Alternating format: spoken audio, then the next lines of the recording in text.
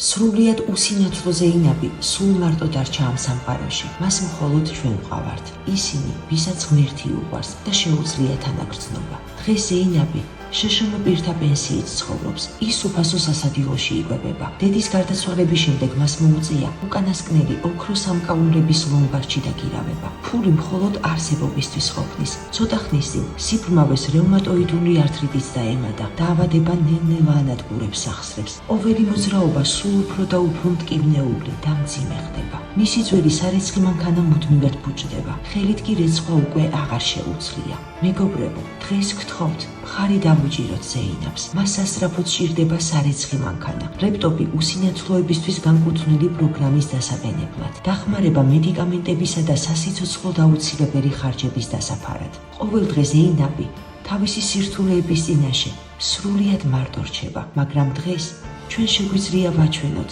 რომ ის მარტო არ არის. მადლობას ვეტყოდით. 1 ლარიც რო ჩარიცხოს ვინმემ, 50 თეთრიც რო ჩარიცხოს, 5 თეთრიც რო ჩარიცხოს, არ ვიცი, რამდენი საშუალებაც ექნება, რომ იმდენი ჩარიცხოს, ყველას უღრმეს მადლობას ვეტყოდით. გადარიცხეთ ნებისმიერი თანხა ჩერნოვეცკის ფონდის ოფიციალური საიტის მეშვეობით.